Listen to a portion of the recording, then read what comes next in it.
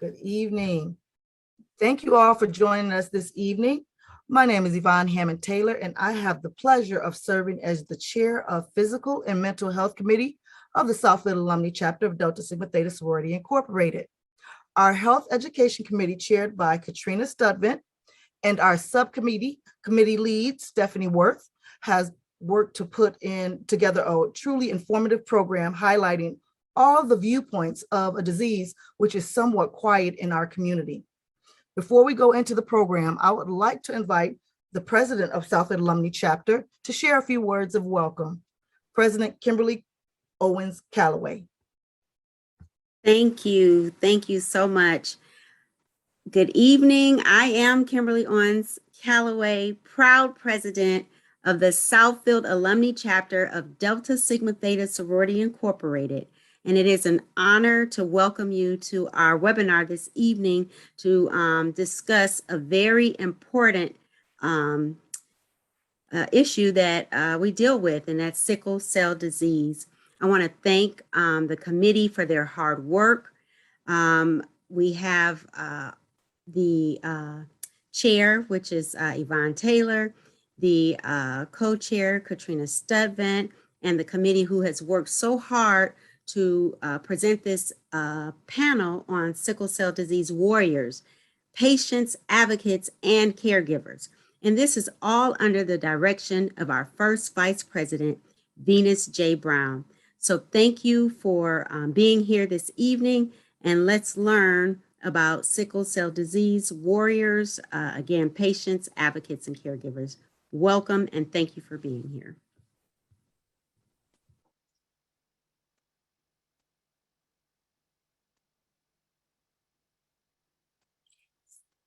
Thank you, Kim. We would like to get started with the evening by thanking everyone for joining us today.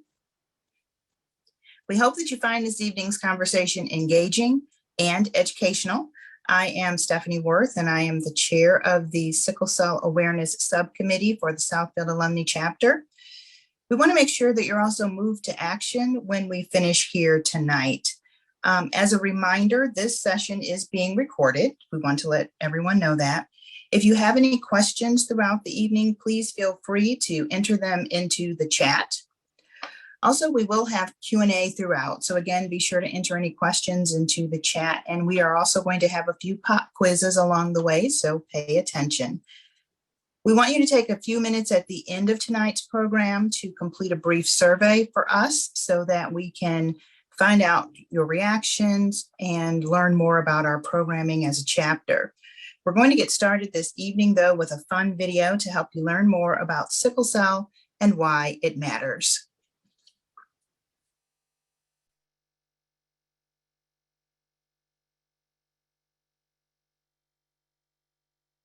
Hey there, I'm here to tell you about sickle cell disease, an illness that affects over 100,000 people right here in the United States and millions more around the world.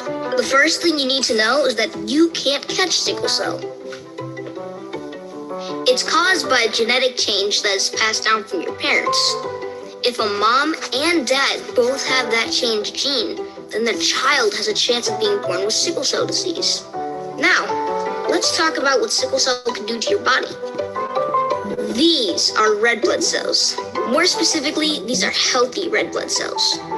These little guys are going to carry oxygen all around your body to places that need it, like your heart, your brain, and your lungs. See how round these red blood cells are? That shape and the fact that they're super flexible allows them to move through the body without any holdups. That's good. People who live with sickle cell disease do have healthy round red blood cells, but they also have cells that look like this, a little different and not as round. See that? It kind of looks like a banana, or what they call sickle shape. So, the big question is, why do some red blood cells sickle? It starts with something called hemoglobin. Hemoglobin is the part of the red blood cell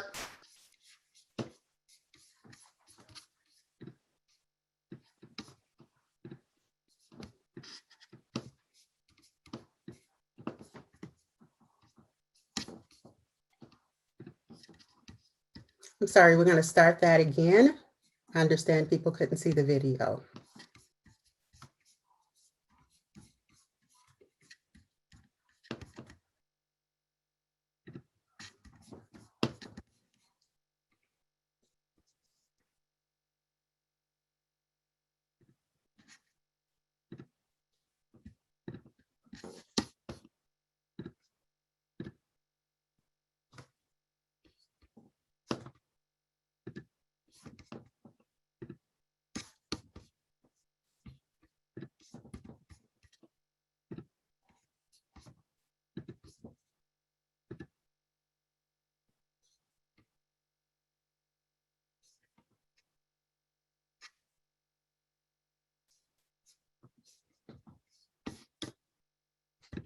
Coming in 1 minute. Going back to the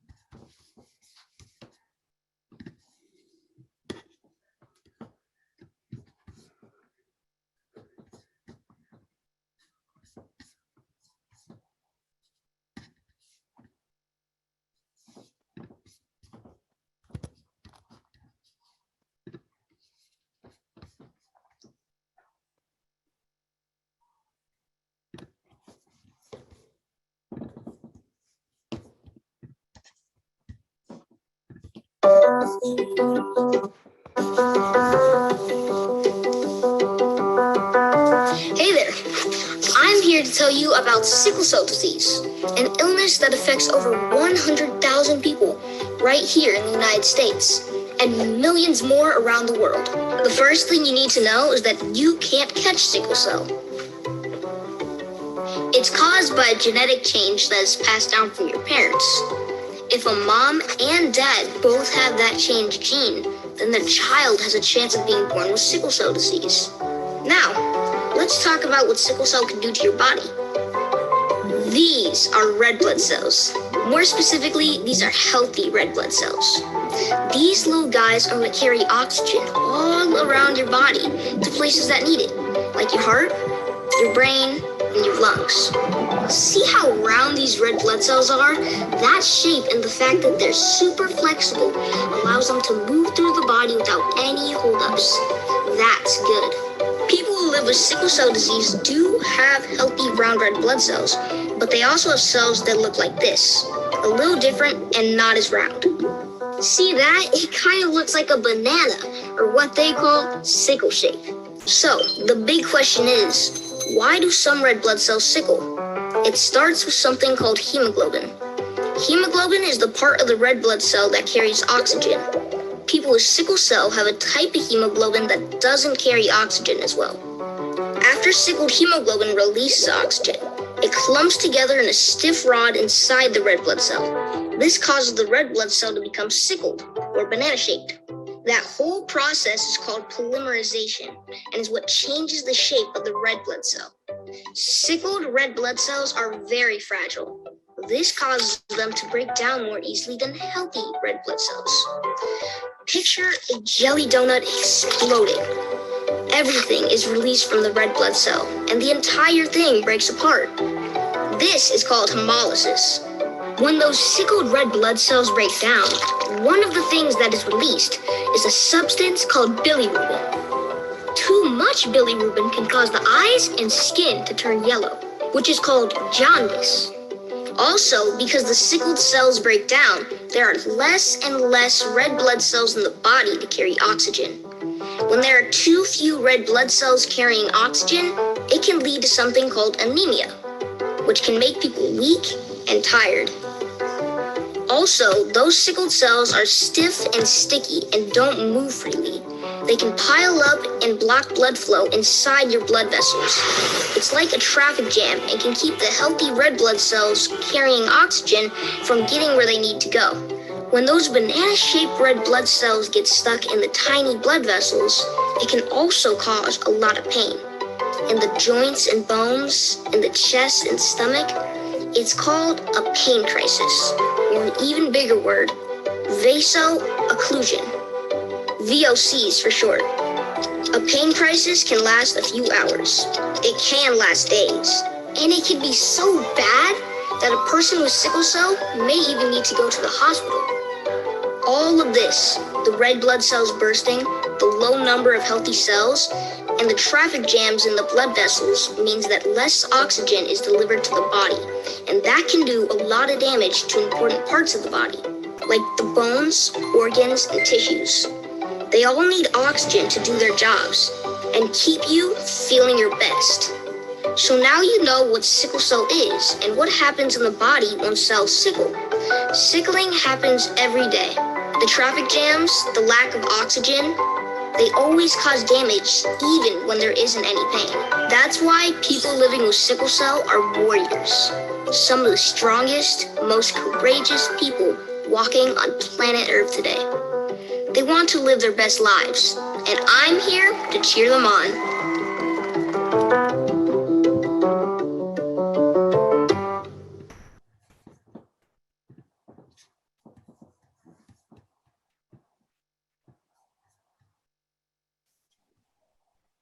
Okay, so Aurora, we have our first trivia question. The first person that could type the answer in the chat will be the winner. Our first question for this evening is, what fruit does the shape of a sickled red blood cell remind us of? Oh, Tasha Hicks. That was quick.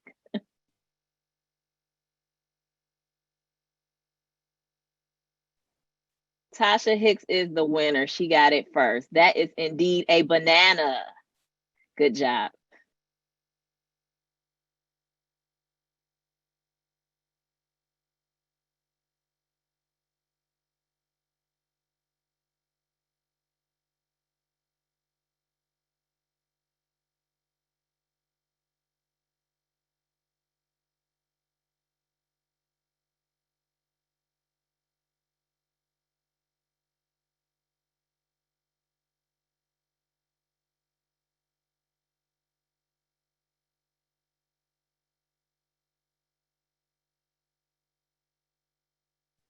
So next we have our subcommittee chair, Stephanie Wirth, who will introduce our speaker for the evening.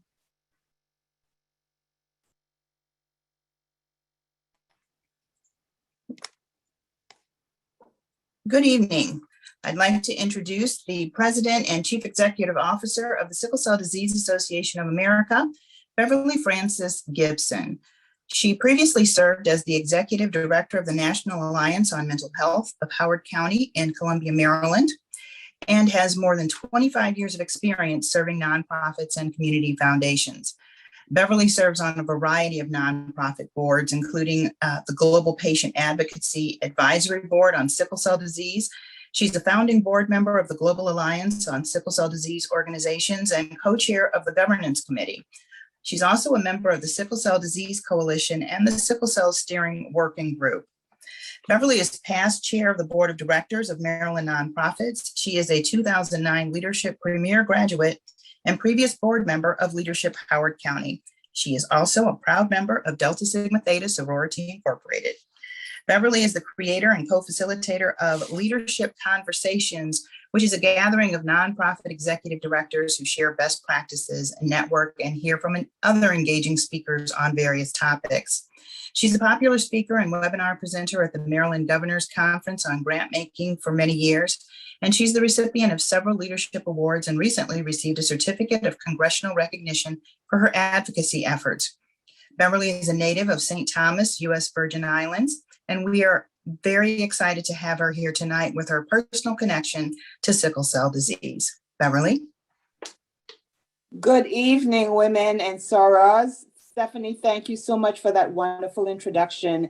It is my honor and my pleasure to join you. I wanted to provide an overview of not only SCDAA, which is the Sickle Cell Disease Association of America, but the impact that COVID has had on sickle cell patients. Next slide.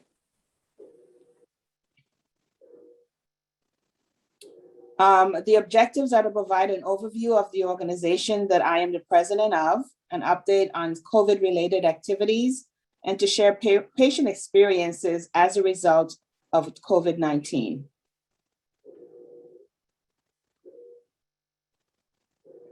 The Sickle Cell Disease Association of America serves as the nation's only volunteer organization that works full-time on a national level to resolve issues surrounding sickle cell disease. We do this in partnership with 53 chapters, next slide, that are across the United States.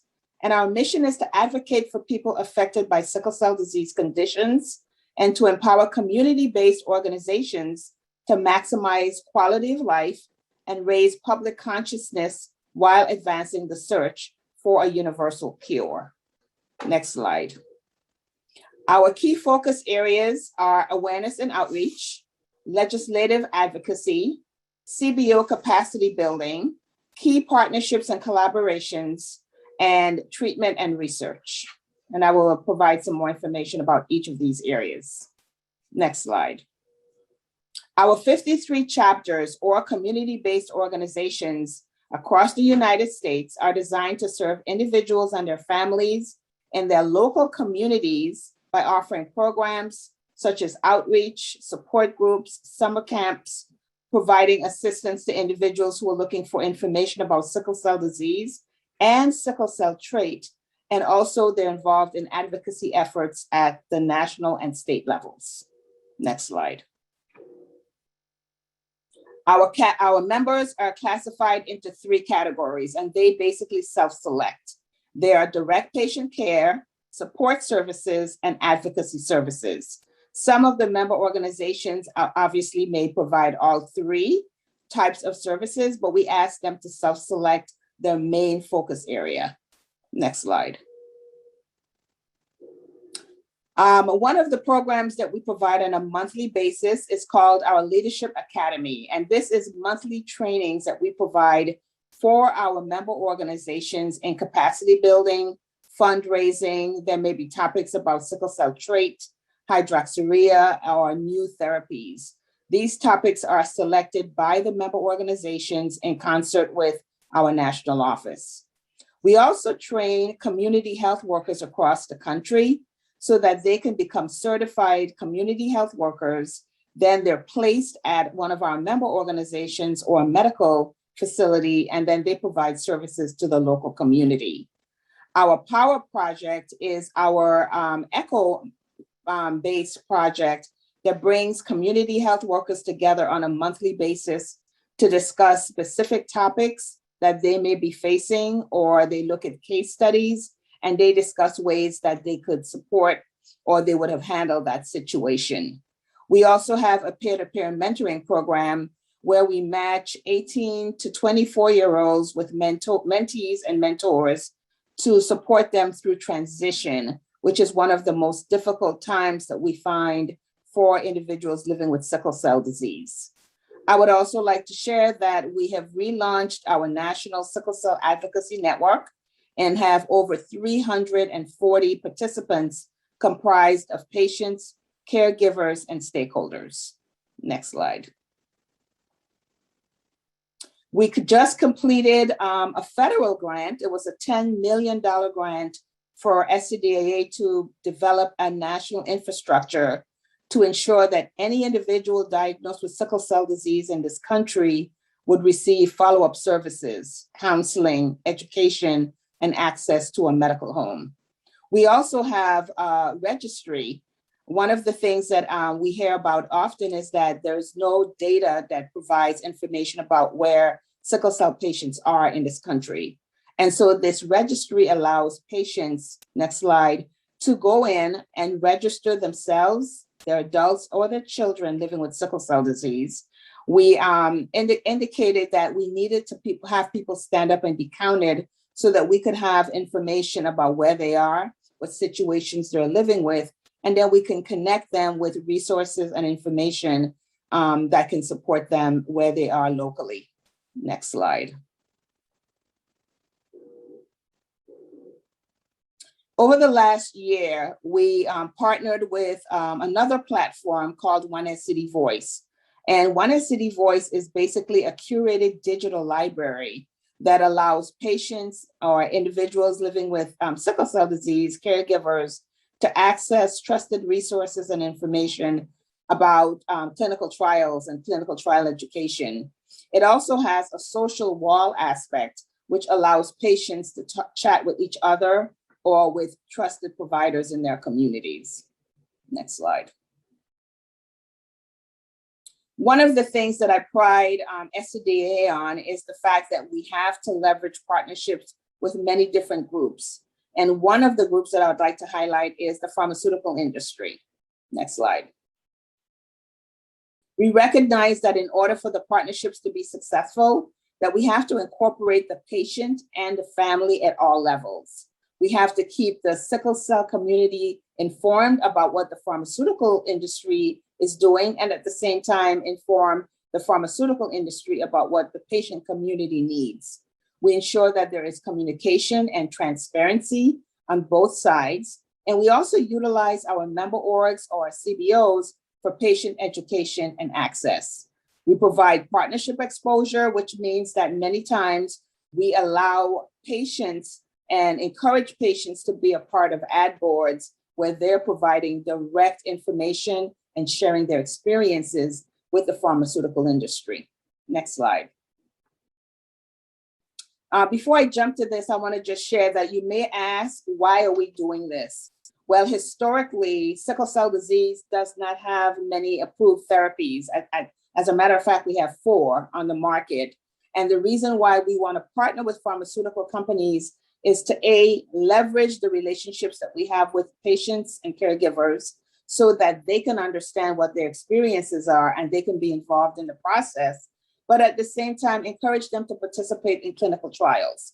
Because if we do not have participation in clinical trials, then it's very difficult for us to then see the end result, which is approved drugs by the FDA. In 2019, SCDAA, as well as many of us, had to address how we were going to handle COVID and the COVID-19 pandemic. And so we developed an emergency fund in early April with the goal of raising $100,000 in 10 days to assist families. I am proud to share with you that we raised over $350,000, and that money has been sent back to the member organizations in the form of mini grants. Those grants assisted patients with water, medical supplies, food, masks, rent. We also assisted essential workers with childcare. Next slide. And there is still money being raised for that fund. Many of the organizations that we supported also had to provide receipts and verification for where the money was spent, because I wanted to be able to justify and explain to the funders where that money went. Many of the people that supported the mini grants program were lay individuals who just wanted to do something during COVID. And so we had a lot of children and families who supported this mini grants fund. And as I mentioned, it really went to communities to help individuals and families. Next slide. We also have a medical research and advisory committee that's comprised of about 40 researchers and doctors, and they were meeting weekly to assess what was happening in the sickle cell disease community. They developed a number of advisories for how to cope with COVID, and this was shared with the patient community and the provider community. And we translated those advisories into several languages. They're actually available on our website, and they are downloadable. We also hosted a number of webinars and infomercials. We had town hall meetings because we wanted to try to disseminate information widely. We also wanted to hear directly from patients about what they were experiencing during COVID. Next slide. Many of our communities of color were increasingly affected by the coronavirus. And we also talked a lot about health disparities, and we are talking about health disparities in this country. We wanted to ensure that the information that we were receiving from the patient community was being fed directly back to our medical research and advisory committee, so that then we as an organization could provide solutions, engage in conversations and meaningful dialogues to find solutions for these problems. Next slide. Some of the early data that we saw in 2020 was that states like the DC and other areas, we saw disparities in terms of access to care and who was receiving services and vaccines at the time that were not yet developed and approved. And on this slide, I just wanted to show you a couple of states and what the data was looking like back in 2020 for some of our family members, friends, and loved ones. So in Louisiana, for example, where Blacks made up 32% of the total population, we found that 70% of COVID-related deaths were accounted for by the African-American community. And similarly in DC, Blacks made up 45% of the total population, but accounted for 29% of confirmed coronavirus cases and 59% of deaths. Next slide.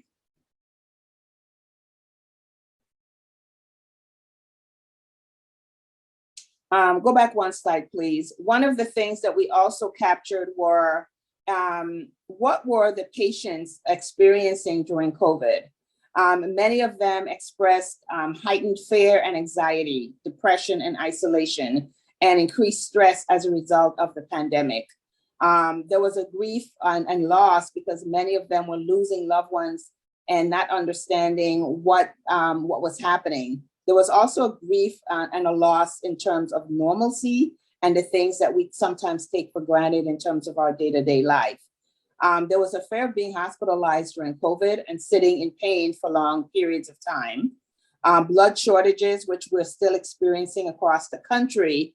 And one of the things that we have done is partnered with the American Red Cross and the American Blood Centers to champion and encourage blood donations during this time. There was a concern for income and the loss of income because many people couldn't work and they could not therefore pay their bills, which is part of the reason why the emergency fund was established to help. There was also concern about additional exposure to COVID if they returned to work or if the children returned to school, and distances that patients had to travel for care, sometimes 4 hours by public transportation. But this was mitigated during COVID by telehealth and telemedicine services. We also saw increased risk in densely populated areas, and access to medication and pharmacies at the time were closed. So there was a fear by patients about how they were going to maintain their health and their well-being. There was also fear and concern about the vaccine itself. And so as a result, we've held a number of webinars. We've updated the advisories that are published and disseminated widely. And we've actually encouraged patients to let us know what's happening on the ground so that our medical research and advisory can respond in kind. Next slide. I wanted to just touch on briefly some of the health equity and policy implications. So for children, ensuring that children could return to school safely in terms of education, and then also educating others about the disparities that were systemic in terms of racism and the impact that that has on health. We also saw technology inadequacies in some families where they could not access telemedicine or telehealth based on where they resided. Systemic testing and treatment of patients with sickle cell disease was another disparity that was discussed during this time. And we are continuing to discuss the need for telemedicine and telehealth services, especially in rural communities. And what we want actually is equity and access for all. Next slide. So I believe that we can do it together, because ultimately, if we work together through our communities to fight for individuals and families living with sickle cell disease, that we will one day have a cure, because there currently is not one. And we want to ensure that there is access to care and quality treatment as well as new therapies for individuals living with sickle cell disease. We want to ensure that there is increased clinical trial participation and increased awareness, not just about sickle cell disease, but about sickle cell trait. We also want to build stronger advocacy alliances because ultimately what we want is a cure. Next slide.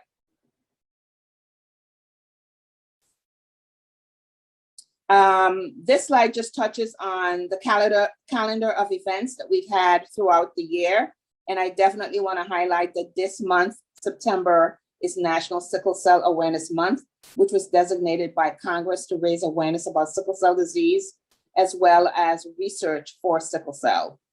We are gearing up for our annual convention in October, which is the 12th to the 16th, and it will be held virtually. And I think my next slide is just thanking you for this opportunity to share briefly some information with you about what we're doing at SCDAA and to provide some information about the impact that COVID has had on sickle cell patients and their families across the country. And I thank you.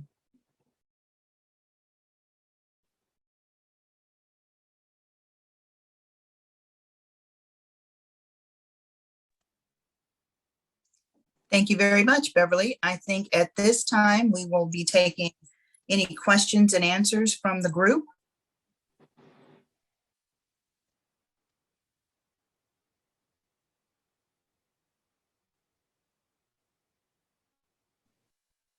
There are no questions for Stephanie.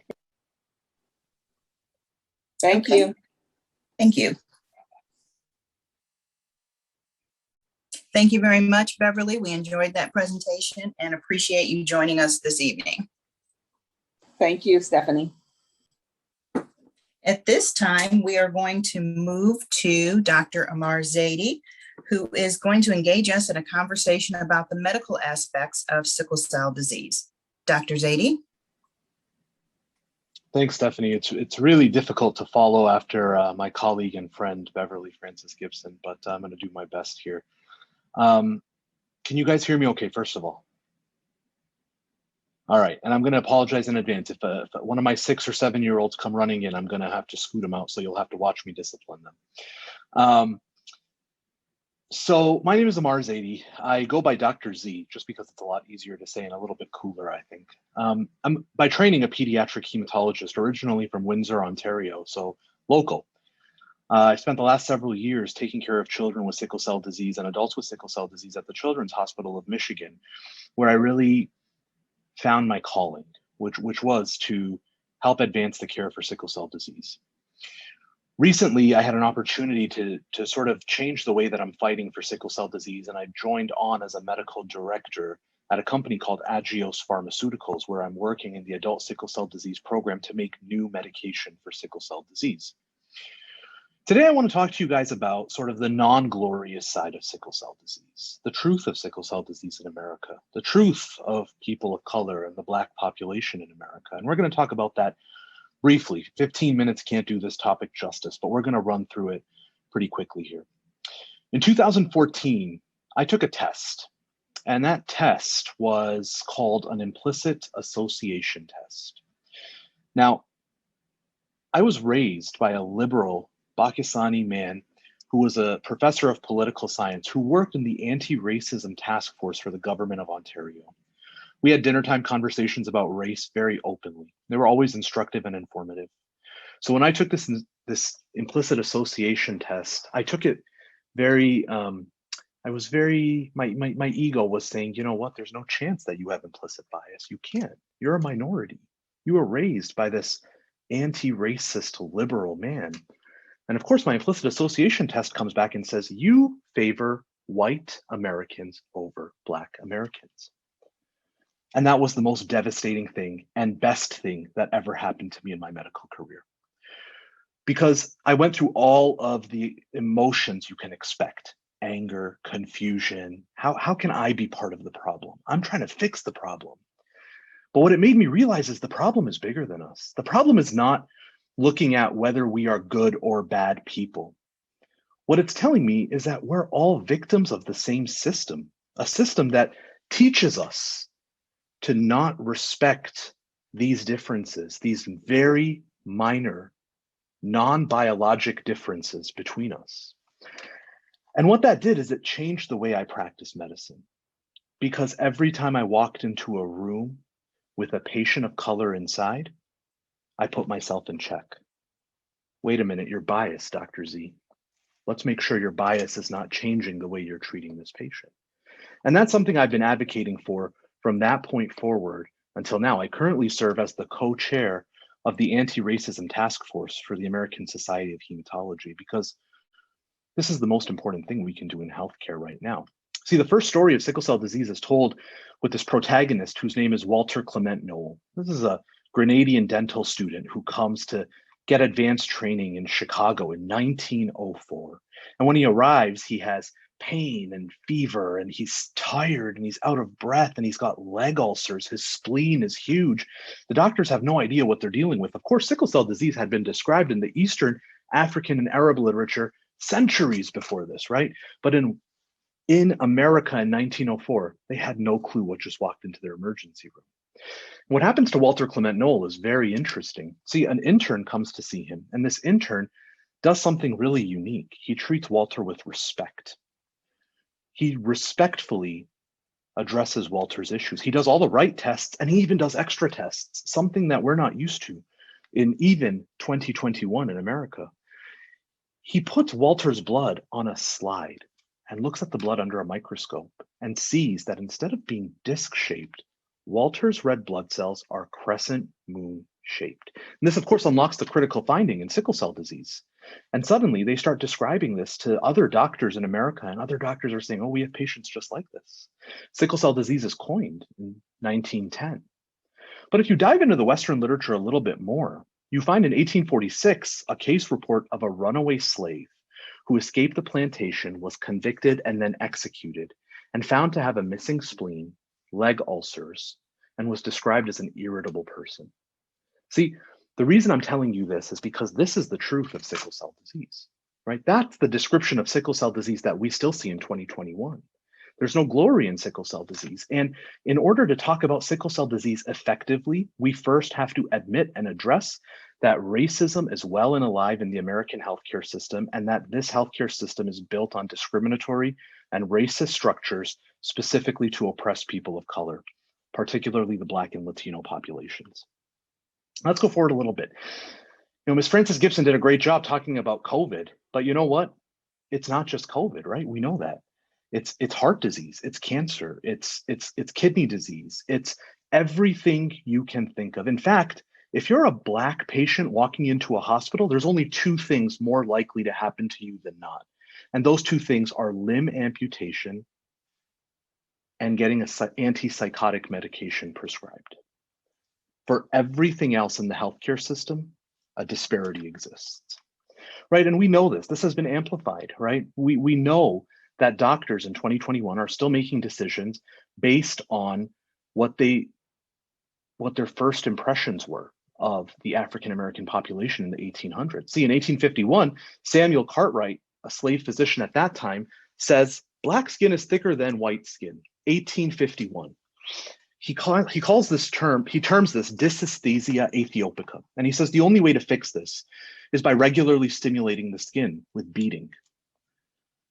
And you may say to me, Dr. Z, that's 1851, things have changed. Well, research tells us that if you ask the general population, is Black skin thicker than white skin?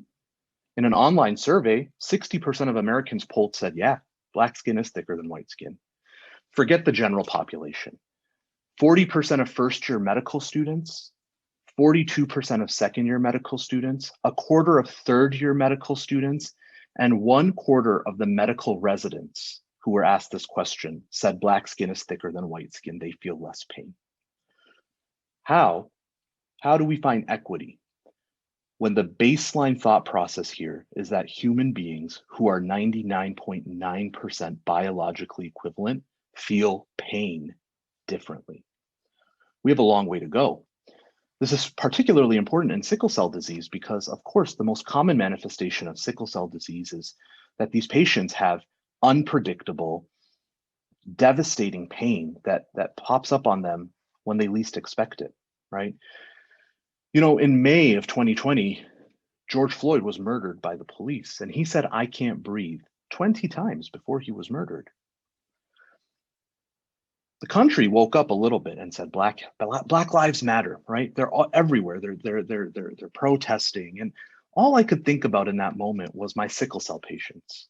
Because for decades, sickle cell doctors have been saying, hey, our patients are suffering. And their battle is just as important, right? What's happening to George Floyd is what happens to sickle cell patients when they walk into hospitals, right? Except they're not saying I can't breathe. They're saying I'm in pain, and nobody believes them, right? In fact, when you break down sickle cell disease just a little bit more, let's talk about it. So these disc-shaped life-giving units of red blood cells that beautifully flow through the body to deliver oxygen become knife-shaped. They become daggers that go through the body. They rip through the organs, and they cause damage everywhere they go, right? What happens then is that clumps of these red blood cells cause blockages and don't let oxygen be delivered to tissues. So wait a minute.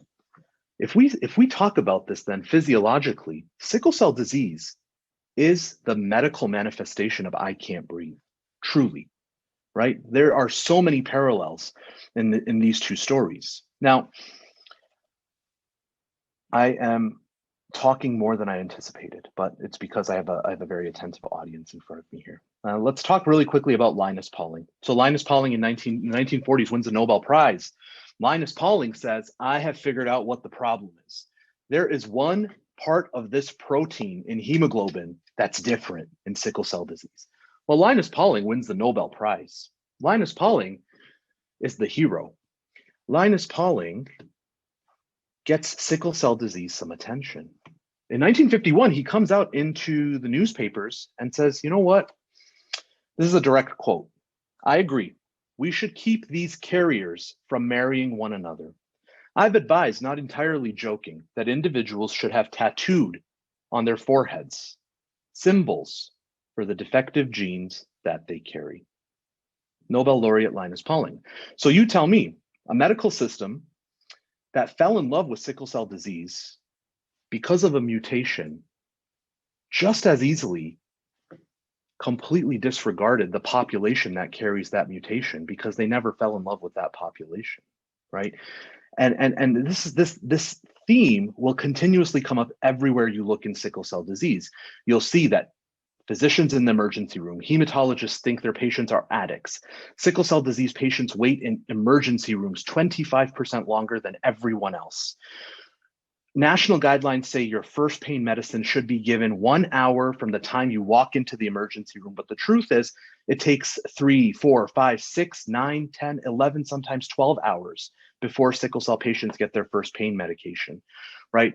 The quality of life in sickle cell disease, research has shown, is actually worse than individuals with cancer who are receiving chemotherapy.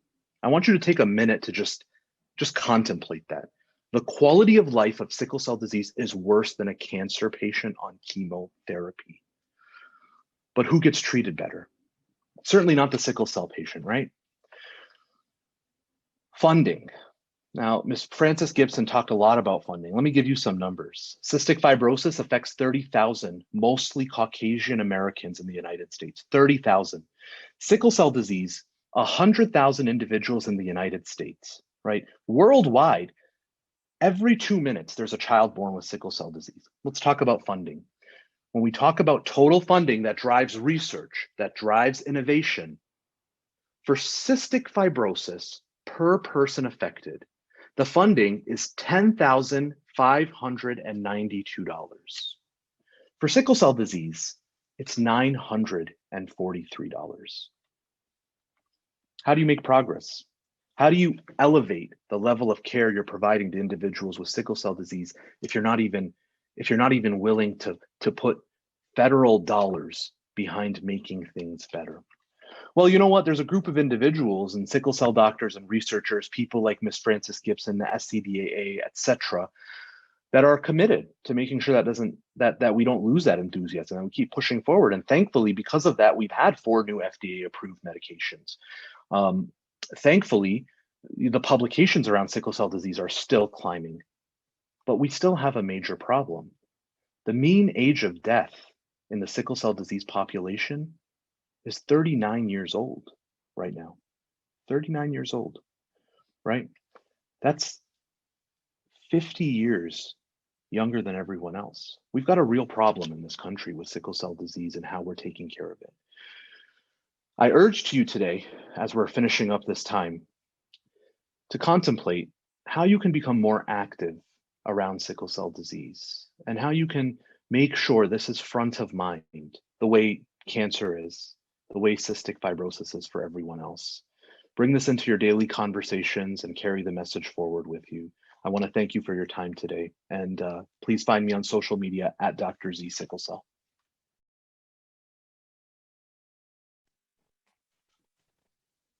Thank you very much, Dr. Z.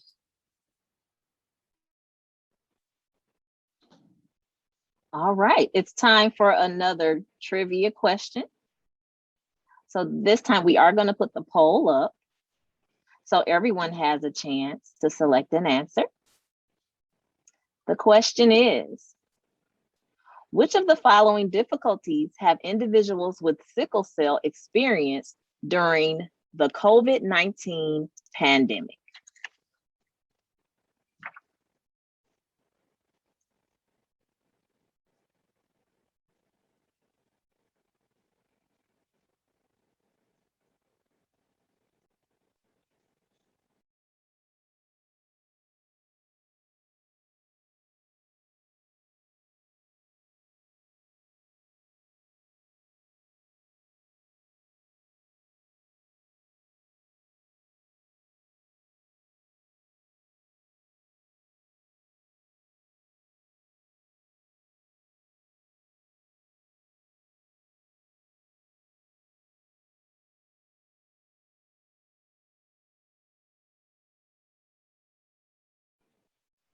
Okay, looks like 73% checked all of the above. Fear of hospitalization during COVID, extended periods of pain, blood shortages, low blood supply for transfusions, and all of the above was the number one answer. So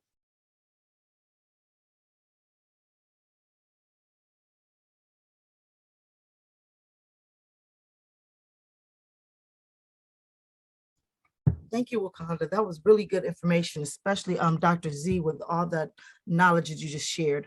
Our next segment will be individuals with sickle cell segment. So I'm bringing you Christian Garrison. Christian Garrison is known to many of her friends as Nikki. She lives with sickle cell and is an outspoken voice for equitable care and treatment. She serves as CEO of the Sickle Strong Empowerment Circle, a locally based organization with national outreach that advocates for adult sickle cell patients. She has also worked as a community health worker and patient advocate and currently works for CVS. This company has stepped up forward strongly this month in support of individuals with sickle cell. Christian brings us her story today and many challenges she's faced living with this disease and her ongoing commitment, which brings action and awareness to the cause. Christian? Hello, everybody. Thank you for joining us today. So my story is kind of long, but I'll try to shorten it a little bit for you guys. So I actually got diagnosed at the age of 9 months old, and I had my first crisis at 9 months, and my parents did not know I had sickle cell. Well, by the time I was 2, I had a stroke and a seizure. I was okay during my immediate childhood. My mother had me on herbs, so it made my body and my immune system a little stronger. And as I got older, I developed more complications due to sickle cell, and I kind of had a hard time. My teenage years, I wound up with endometriosis, and it flared up my sickle cell, and I was hospitalized for 10 and a half years, every 21 days to the T. Getting through that, I wind up getting avascular necrosis, sleep apnea, and other complications. So my fight is for the adults and the children, especially the children. We want to make sure that they know that they can live a normal life with sickle cell. We want them to know that they are just as important as anybody with normal hemoglobin. You know, we want them to know that we're out here fighting for a cure and that it matters. They matter. You know, it's so stigmatized. It's hard to even go to the hospital and get normal treatment. You know, I've had doctors lock me in a room and tell me they're not going to help me until I be quiet. Well, I can't be quiet because I'm in a full-blown crisis, and it's not you're not yelling, you're crying. You know, and it's hard to go somewhere and receive the care that you expect to receive, and you get treated unfairly, to say the least. I've had doctors tell me that I'm drug seeking. I've had doctors tell me I'm addicted. I've had the worst of the worst service ever in ERs. And it's really hard to deal with sickle cell and to live a normal everyday life. But I try to keep myself encouraged and many more warriors encouraged, because we have to fight together to make this change for our community and for the children that's coming up behind us. It's just hard. I started Sickle Strong because I felt like it wasn't enough advocacy, especially for the adult population. It's there more so for the children because of the parents and the the pediatric departments. But once you get to transition into being an adult, it's kind of like you're just left out there and you're supposed to fly and just understand everything as soon as you turn 18. And when I went to college, one of my teachers said it best. His wife actually was one of the nurses in children's in the sickle cell clinic, coincidentally. And he was like, I just don't understand how at 17 and 364 days, you're not a drug seeker, but the very next day you're automatically titled a drug seeker. And I was like, wow, you know, I've never heard somebody on the outside make such an impactful statement. And I was like, thank you for understanding, because that is how we're treated. And it's not that we're drug seeking, we're trying to get out of pain.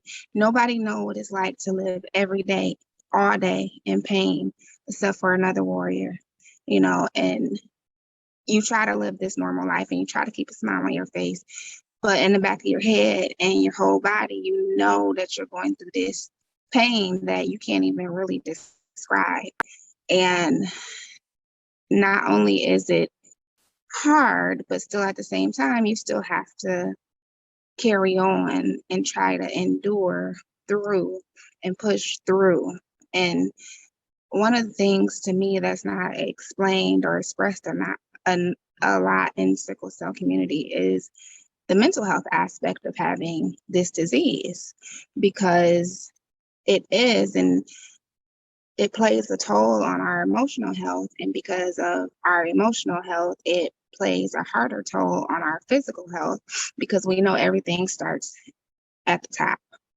So, you know, I just want to express to you guys, you know, my thanks for you being on here, for you wanting to learn more about sickle cell. You know, I actually am bloodless. I don't take transfusions. So my struggle and my fight is a little harder than the next person. But this is a choice and a decision that I made in life. And, you know, it's like Dr. Z said, we just got four medications. You know, that's the highlight of my life, because now it's something out there that I actually can take to try to get myself better and treat my sickle cell, because I choose not to take blood. And it's like, well, we just need more alternatives in this community. We need more medication. We need more concern. We need more compassion. We need more empathy. You know, we need more people fighting for us and trying to fight with us. You know, it's a lot of warriors like me, it's a lot of advocates, it's a lot of people fighting with us, but the fight is still large and we need more help. So I will end this by saying thank you again, and hopefully you join us in our fight.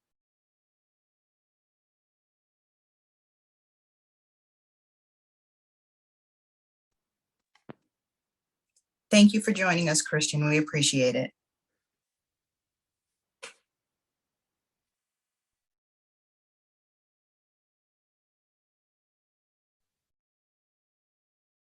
Good evening, everyone. I have the distinct honor to introduce three of our dynamic, courageous, and resilient panelists this evening.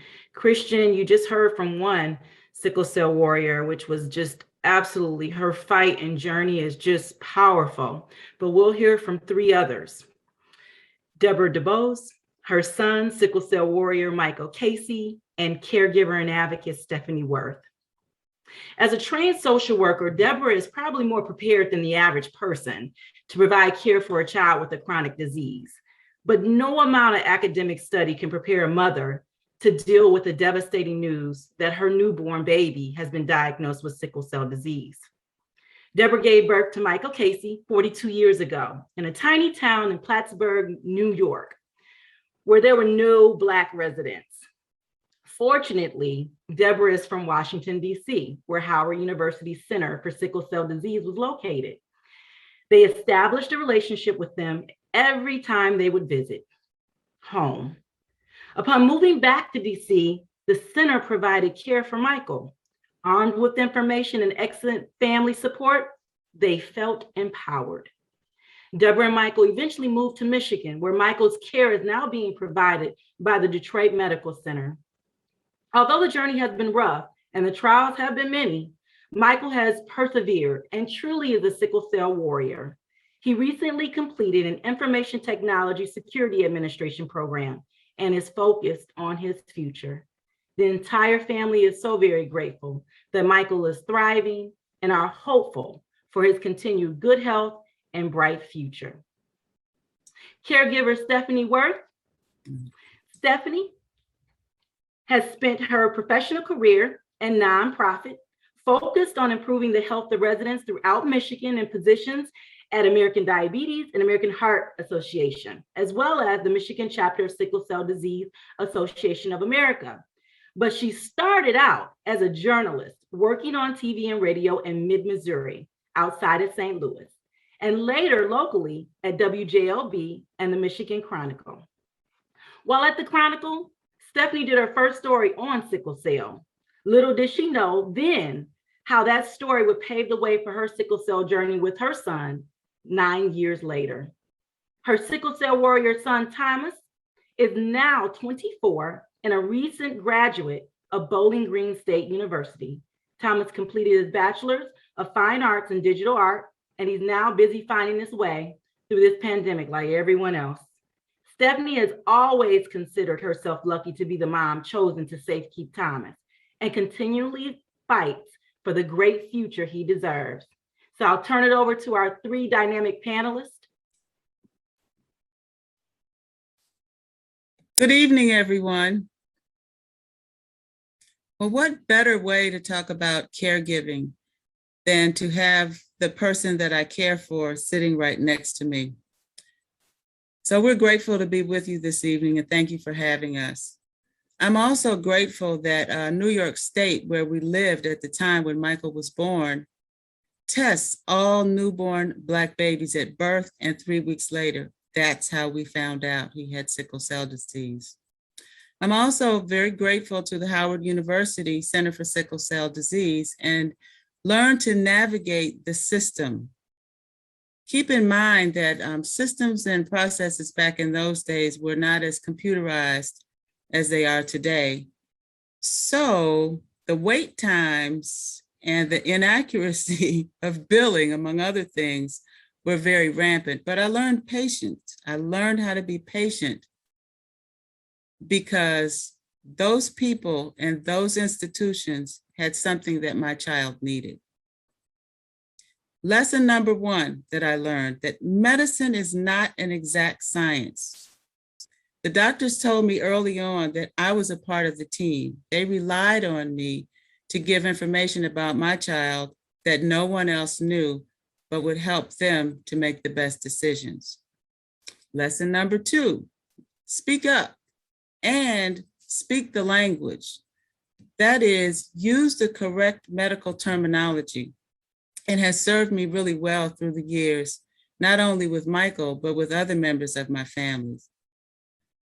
The doctors are really impressed when at least you sound like you know what you're talking about. So learn that medical terminology. Lesson number 3, advocate, advocate, advocate, and ask questions.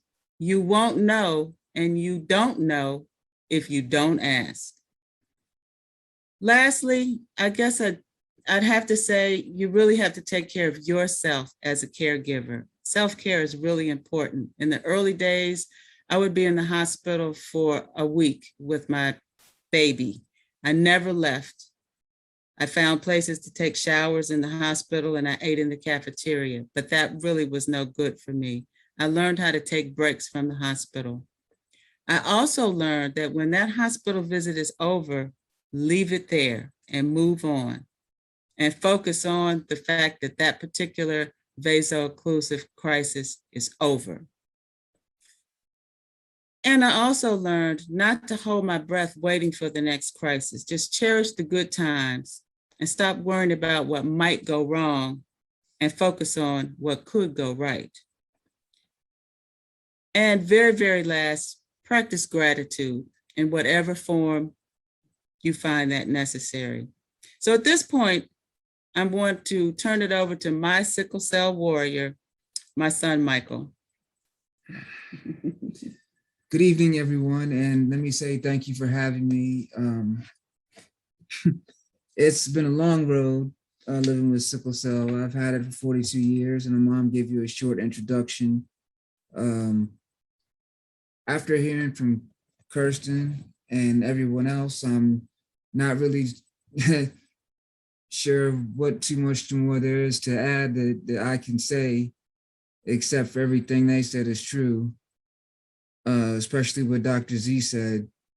From going from being a juvenile to an adult is a experience, because one day you're a child, you know, they're catering to you, they're really looking after you, you know, they're making sure that you're okay and everything. And the next minute you're an adult. You know, if you go to the emergency room, like she was saying, and you're loud and you're telling them, hey, look, I'm in pain, I need help, and you refuse to not be silent and to not just wait for what they're giving you or wait for them to get around to you or on their time when they feel like it, or till when you stop screaming to where they feel like, oh, well, he's not in pain anymore, we can talk to him. It's difficult. It's real difficult. And especially after you've been going through it on and relentlessly ad nauseum, cycle after cycle after cycle after cycle after cycle after cycle. I mean, it's relentless. And I mean, I can talk about it and say till I'm blue in the face, but only the people who have sickle cell, who've gone through it, actually really know what I mean. I mean, it's frustrating to no end. I mean, it's like PTSD times 1,000. It's like fighting your own personal World War II, Vietnam, Iraq, Afghanistan, every day of the week plus the weekend. I mean, there's no break in this. You know what I'm saying? It's like every day, all day. And it's angering a lot. It's real frustrating, and especially when the doctors don't want to listen to you or consider you part of the team. Like my mom was saying, you want to learn the terminology, and you want to learn all the little terms they're using for measurements and blood type and tests, and just so that you can be knowledgeable, so that when the doctor's speaking to you or his colleagues, you can be informed. Whether they're including you or not, you can be involved in your own care and knowing the situation. So if they are talking to one another and they say that your hemoglobin is an 8, and usually it's higher than that or lower than that, then you can interject and say, hey, I know that if my hemoglobin is 6, it should be an 8. I'm low and I need a transfusion, or you might have to tell them the way you feel, or your hemoglobin and hematocrit are normally this and this, and what they're saying to each other, it's low. It's low. You can feel it's low. You just can't emphasize to them and express and elaborate it to them that it's low in a language that they can understand, that you need to tell them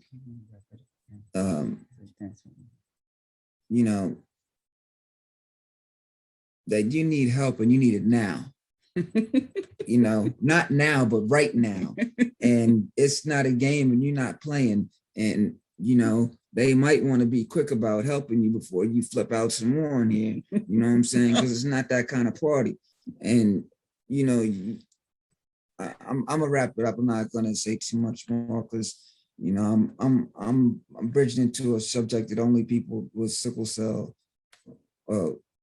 would know about, and have the frustration of trying to deal with the doctor and express to yourself and elaborate to them, that I need help and this is what's going on, help me. Well, So, I think you can understand what we've been through, and thank you for listening. And we're carrying on. Michael is a sickle cell warrior. Thank you again. Hello, everyone. I'm going to share a little bit of my journey with my warrior, who is 24. And I will say that every sickle cell warrior's journey is different from the others. Some people suffer with a great amount of regular pain. Almost all sickle cell warriors have pain on a daily basis. Everybody has a very different experience, which is one of the things that makes sickle cell a little more difficult to treat. I will tell you that my son is in the house and is not coming on camera because he's not that kind of person. He's just very different. So he's hovering in the hallway, and I do have his permission to share his story. I will tell you that Thomas was 9 pounds and 15 ounces when he was born. And like Deb's experience in Michigan, they also do prenatal testing here. And so when he was 2 weeks old and I was sitting at home watching Young and the Restless, I received a certified letter in the mail and opened it up to find out that my child had a sickle cell condition. I had no idea that this was coming, and I was absolutely devastated looking at my big 10-pound baby and learning that he had a condition that when I was small, the average lifespan for individuals with sickle cell was about 12 years old. So I was extremely devastated. And that is also one of the reasons that lifespan and that focus on pediatric care is one of the reasons that patients are so well taken care of as children, because there became such an emphasis on getting children past their 5th birthday and getting them penicillin at a very young age and making sure they did not succumb to infection and getting them into adulthood, that there was a huge pediatric emphasis on sickle cell, and then it just ends. As Christian has said, as Michael said, it's like you fall off a cliff when you're 18 years old. I will also tell you that I did not know that Thomas was going to have sickle cell disease because I knew that I had the trait. It was something that my father had. My mother was a nurse. She had had all 4 of us tested when we were young in the 70s. And so we all knew that we had sickle cell trait. Thomas's dad, however, my husband, did not know. I distinctly asked him when I became pregnant, and he said, no, I don't have anything like that in my family. And we found out very differently after Thomas was born. And in a matter of fact, we were the ones who sparked the conversation among his family about the quote unquote bad blood that they knew was in the family, but nobody ever referred to it as sickle cell. So when I asked him the question, He didn't know that that's what the bad blood was. I've had to answer that question for my warrior. Did I know when I had him? And that's a very difficult question to have to answer for a child. And I told him I didn't know, but it would not have changed me bringing him into this world with the hope that he could still have a very fulfilling life. And that is what we fought for. And that is what I have fought for from the beginning. Thomas did not have regular pain episodes as a child. In fact, he did not have his first vaso-occlusive crisis until he was 12, at least a crisis that he had to be hospitalized for. However, sickle cell, there is a huge potential of illness and sepsis. And he was one of those kids that ran a fever with every single cold, with every single illness. So Thomas was actually hospitalized 24 times in his first 2 years. I nearly lost my job. I was threatened with losing my job. And over the years, we missed out on a lot of other things. We missed out on small things like, him getting sick the night of a Luther Vandross concert, him developing pneumonia on the day of his 10th birthday and spending a week in the hospital with that. So there were a variety of things that we went through with his illnesses, even though they weren't directly pain related. Also had a lot of trials and tribulations with people who surrounded him. I had an incident with a 3rd grade teacher. The school was aware that Thomas had sickle cell. We had a plan, and it was not until latchkey one day that the latchkey teacher called and said, "The children say that Thomas has been crying all day. I think you should come and get him." And I went and I found out that he had been crying since the very beginning of the school day, that he was thirsty and he didn't feel good. And his 3rd grade teacher said she didn't believe him and made him continue on throughout the day. He ended up hospitalized for a week behind that. We had incidents with a baseball coach. Thomas is a tall kid. He's 6'2", very slender. And he had a baseball coach who I found out was making him run extra laps around the field because Thomas was always the last one to finish. And he just did not believe that this big, healthy looking 6'2" kid couldn't keep up with the rest of the kids on the team.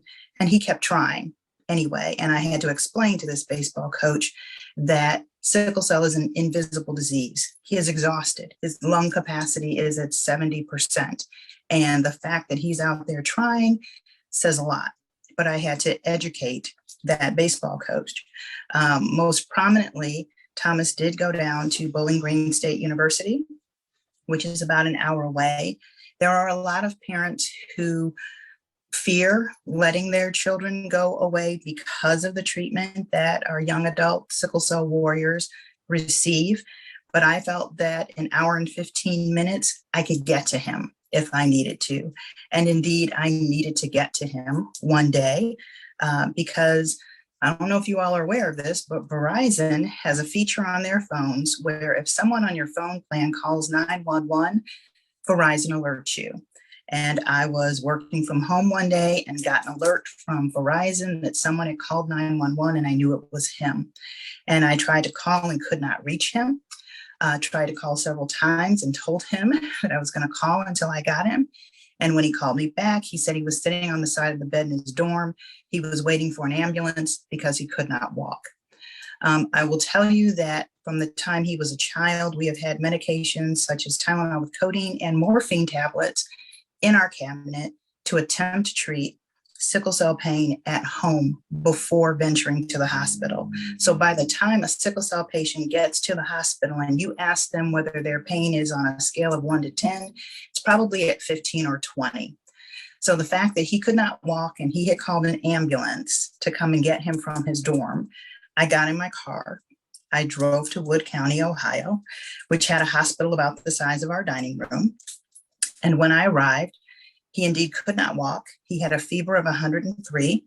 They had given him 1 dose of Dilaudid. And they told me that I could take him, that they were done. I asked what his labs were, and they said to call them on Monday to find out.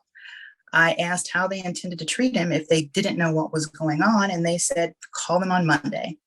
So he, being the strong warrior that he is, with his fist clenched as he attempted to walk out of the hospital, said, "Mom, I can stay." And I said, "I don't think you should." And I made the decision to take him home that night, bring him back to Detroit. And I said, he told me his pain was at an 8, which I knew on a sickle cell scale, probably 17. And I said, if we can't bring this under control with what we have in the house in the next 30 minutes, I'm taking you to ER.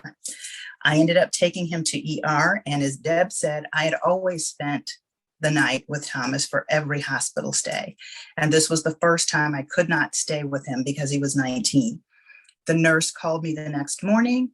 And as a lot of sickle cell patients do, they find ways to deal with that pain that is counterintuitive to a lot of healthcare workers. And the nurse called me at 7 a.m. the next day and said, he's extremely sick. We would not have known it had we not run all these labs. His hemoglobin was at a 4. He still had a fever. He was on a pump for morphine. And it turned out that my kid had mono. And I will tell you that if I had not driven to Bowling Green to get him and bring him home, we would have lost him to mono. And these are the types of things that people with sickle cell encounter every single day. And when I look at him and he's walking around and he is quote unquote without pain or saying, "Mom, I got this," in my head, go back to what Dr. Zaidi said about sickle cells being kind of knives that are ripping through organs. I picture my young man and other warriors walking around with shards of glass in their veins, because that is essentially what sickled cells are like. They are hard and they are slicing through organs and veins and causing damage every single moment. And so that's why I fight. That's why Deb fights. That's why Christian fights. We fight for awareness so that healthcare workers don't question sickle cell patients' pain when they come into ER. People don't question a person with diabetes when they say they need insulin. You don't question someone with asthma when they say they need a breathing treatment. There are only 4 treatments for sickle cell after 100 years. The only other treatment for individuals with sickle cell has been to treat their pain. And a lot of times they can't even get that. So this evening, that is really what we're asking for, is awareness and action and advocacy on behalf of these individuals whose voices, due to systemic racism, are very often quieted and ignored. And I appreciate you all taking time to join us this evening to listen and find out what more you can do. Thank you. Thank you, Stephanie. At this time, do we have any questions and answers? You are able to post your questions in the Q&A section for any of our brave panelists that just poured out their stories to us.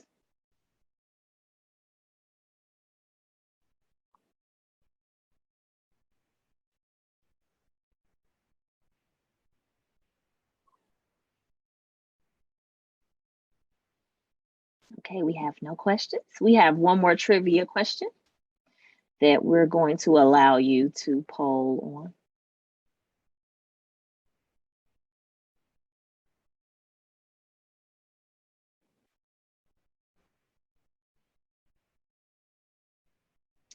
Question is, sickle cell is a genetic condition. If both parents carry the sickle cell trait, what are their chances of having a child with sickle cell disease?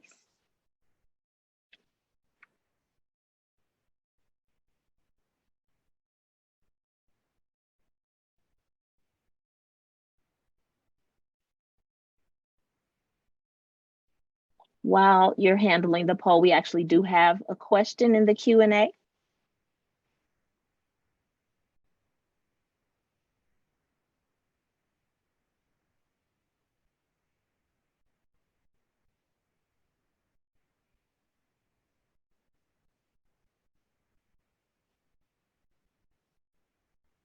Okay, and the answer is A, and 87% of you selected the correct answer. 1 in 4 chance of sickle cell disease with every pregnancy was the answer. Thank you for that.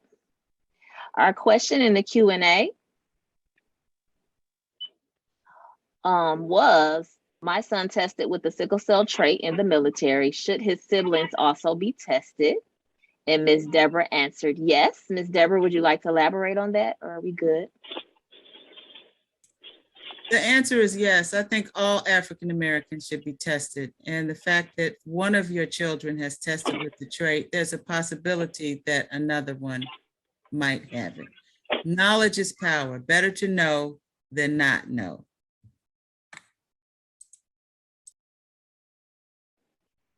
Thank you, Ms. Deborah. We have another question, I believe.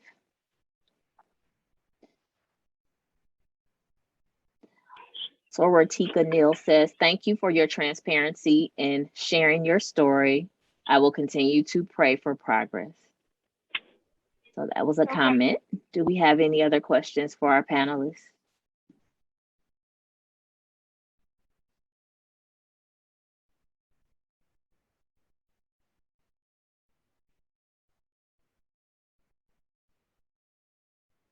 Okay, there are no more questions at this time.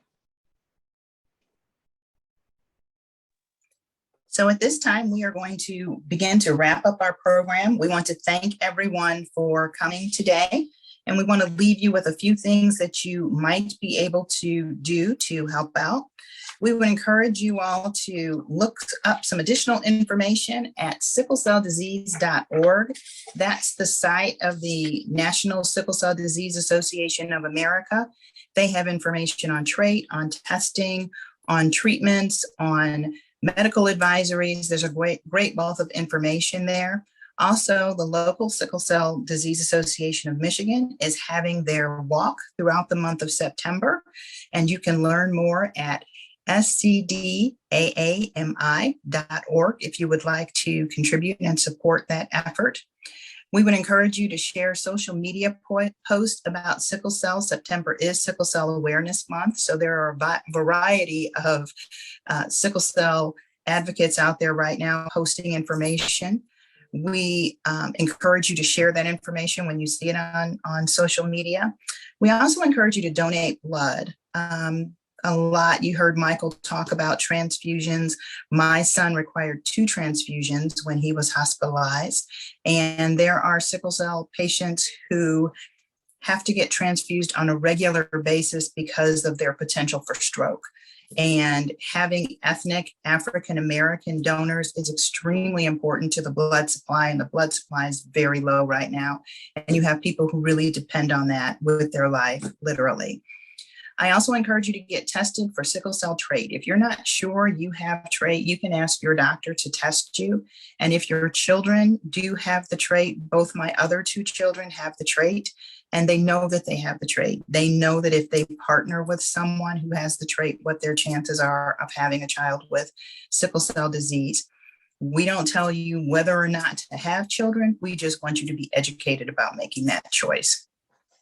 And really want to leave you with that, but want to leave you with action. If you're a healthcare worker in an environment where you encounter individuals with sickle cell, please listen. Please listen to the pain and please believe them. And I think that is all that I have for today. Again, thank you for joining us. And I'm going to turn the program over to our first Vice President, Venus Brown, to close us out for tonight. Well, thank you so much, Stephanie. And I do want to thank everyone for being here tonight on behalf of our phenomenal, sensational Southfield Alumni Chapter, our president, all of our members. Thank you. Thank you to the committee chair, Yvonne Hammond, and co-chair, Katrina Stutton, and of course, the lead for this outstanding informational, Stephanie Wirth. The wealth of information shared this evening by all of our informed and diverse presenters, Ms. Gibson, Dr. Z, our caregivers, Ms. DeBose, Ms. Wirth, and most definitely our warriors, Queen, Ms. Christian Garrison, and King, Mr. Michael Casey. Undoubtedly, You provided us with in-depth knowledge on the disease we hear so little about, but affects so many in our community. Now, I grew up with a close friend that's a warrior, and she lived her best life with sickle cell, but I wish I had the information shared tonight because maybe I would have been more of a supporter. So I truly hope this conversation left an impact on you and a charge that you will take forth. Number 1, knowledge. Number 2, understanding. Number 3, advocacy, patient advocacy. And that's our goal, to cultivate and effectuate change in our community. I hope you took note and will take action as I plan to. You've been given several websites and organizations. We have a blood drive coming up. You just heard, donate blood. We have a blood drive coming up right off the press, October 9th at Oakland Church of Christ. Be there with us. Thank you again for tonight. Please complete our evaluation. Visit our Southfield Alumni Chapter website and our social media pages for upcoming events that you can join for more information. Please take good care of yourself and one another. Have a good evening. Thank you for being here.